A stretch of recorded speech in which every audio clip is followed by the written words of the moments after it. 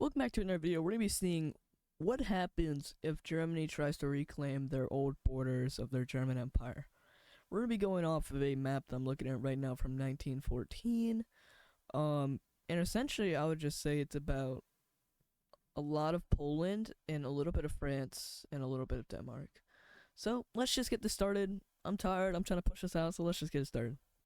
So Germany pushes in pretty good on global firepower, which is technically where I get all my source from, because some of these videos I don't spend like a couple hours on. So global firepower is actually a very good tool. It helps me get these videos pretty fast, but as I was saying, I keep cutting myself off.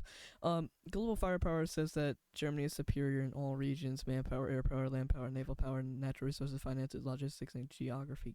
That was a mouthful, jeez. So they pushed them pretty much out of the peninsula and they surrender like they did in World War II. And now it's time to draw the borders.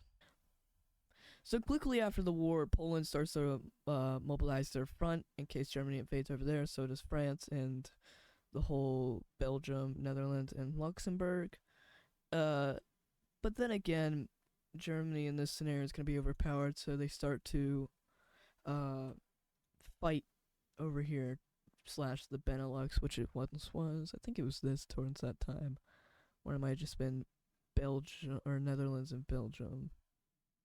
I don't remember, but in this scenario, they're essentially going to be trying to get to their old borders and expand a little bit beyond that. So by doing that, they invade the Netherlands. So Germany starts taking on which I would call the Benelux, just because it's more easier to say than saying all three pronunciations. So as they slowly approach, they start getting in, and essentially it's just kind of a manslaughter. Luxembourg's pretty much first to go, and now they're pushing the Netherlands, and Belgium's pretty much almost capitulated at the edge. I don't remember every capital of this country that I'm invading, but I might have already passed the capital.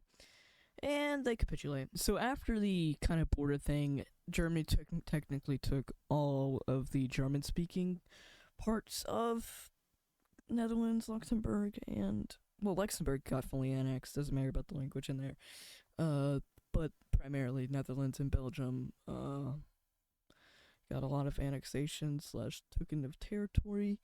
And now Germany's thinking about doing like a second Anschluss of Austria, but technically there's a rule slash article, I don't remember what article it is, which they can't do that, but this is war and they're breaking rules. So Germany essentially makes up a plan, contacting the president or leader, I just say president for some reason, the leader of Austria, telling them that they're going to invade and get every civilian and every personnel out of Austria, like towards like the bottom of Austria, so there is no casualties and they can easily take over Austria.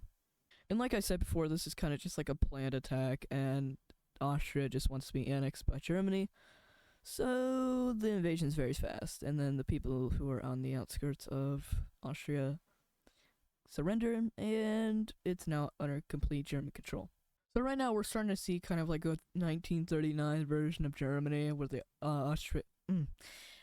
where the Anschluss of Austria happened, and it's kind of the same borders, but they don't have Poland, and they're trying to get Poland. Before this war can even start, France joins. So generally this is a two-front war, and it's going to be very hard for Germany to defend. And meanwhile, Belgium and the Netherlands is preparing to declare war, so they have to get this taken care of fast. So this is kind of like the downfall right now during this episode. And essentially Germany auto declares war on Belgium and the Netherlands. They're invading the Netherlands right now, trying to take care pretty easily, since the Netherlands-Germanic War ended a while ago. So they start pushing in and capture all of Belgium, or Belgium. Ugh. So as they're pushing up, they try to push some troops into the French front, trying to mobilize it. Now, the United Kingdom hasn't joined yet, nor has the United States, which is good for them. So, as they're mobilizing troops into Poland, they start pushing in. Now, they're buffed for this, because I think Poland is slightly, I don't think they're stronger, but I think they were stronger at one point, I think, last year. So, they're pushing in, trying to reclaim some area as fast as they can before they mobilize their troops. They push into here.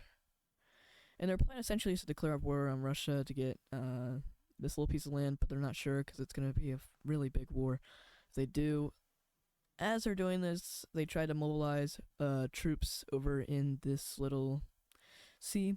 So they try to get their navy over here in the Bay of Biscay, essentially trying to cut off any, I guess relations, not relations, but just trying to cut off their access to the Bay of Biscay.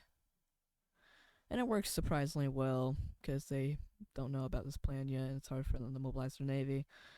As the whole entire Bay of Biscay is technically taken over, they try to go for the North Sea, which doesn't go too well, so they only can get a little bit of the North Sea. Eventually, they are pushed back, so all their little operations in the North Sea comes to a halt, and they're focused on the Bay of Biscay. Multiple landings in Normandy. As I was gonna say, in Normandy, they start pushing in and try to push along this coast.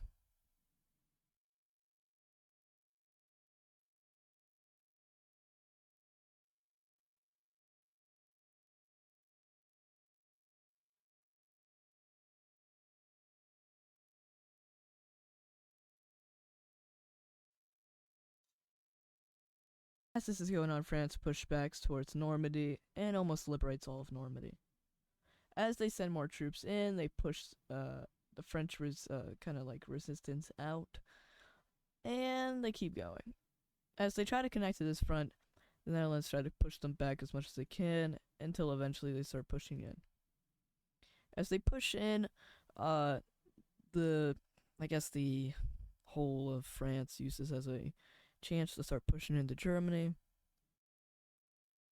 And as they push into Germany, it starts getting very bloody.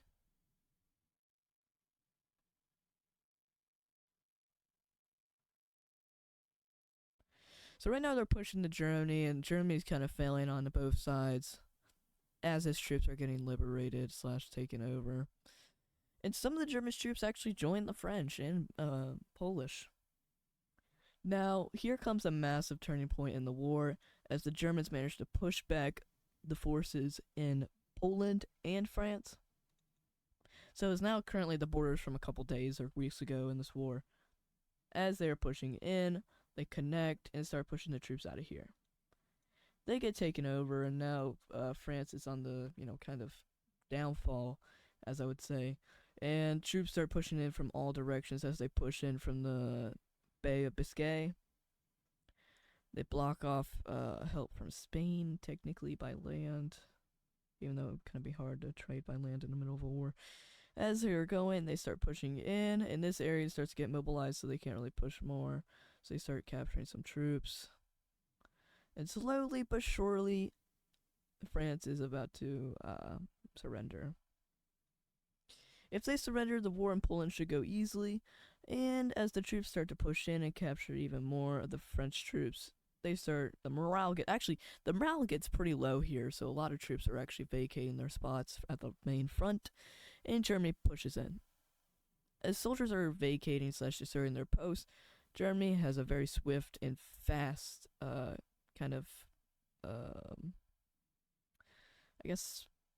invasion. It's already an invasion, but whatever I'm gonna say. Honestly, I don't know. I'm pretty tired. But I want to get this video out because I know I haven't posted in 5 days, so here we go. And France capitulates. This will probably be about 4 years, 2 years in the war. In real life, this would have been no possible way because I think France is pretty stronger than Germany. But it's just alternate history, so not everything has to be accurate. So, as Poland hears about this, they start mobilizing all their troops, and this front kind of stays as a stalemate. Now, Germany is running low on logistics and running low on supplies, which is kind of safe, but not really. As this is happening, Germany proposes a peace deal where they get their old land from the German Empire, which is, I think it starts, well, no, maybe. So, pretty much losing 50% of your land in exchange for peace. This is essentially the borders after the war. The borders are kind of like the German Empire. It's kind of more like a I think it's a lot more Poland than the German Empire. But in this scenario, they annexed Austria and they took a little bit of the Netherlands, Belgium, and they took over Luxembourg. So it's basically the German Empire, but with a lot more expansion to it. So now Germany has a lot of bad relations with countries in Europe. I think the relations would kind of improve with Russia. Depends. I don't know the things, but I'm pretty sure Russia doesn't like over here in Europe. So I think Germany is now a monarchy. They turned into a monarchy to form this empire, and essentially, I think this would probably last about 20 to 30 years at max, because technically empires don't really last that long in modern age. Be a lot of rebellions. I think there'd be a lot of rebellions in Poland because a lot of territory was taken. And I think eventually they would declare war on Czech Republic and take about all of this land. I think they'd actually fully annex Czech Republic so I can have access over here. But that is my what if the German Empire tried to reform its borders and extend. Thank you for watching and have a good day.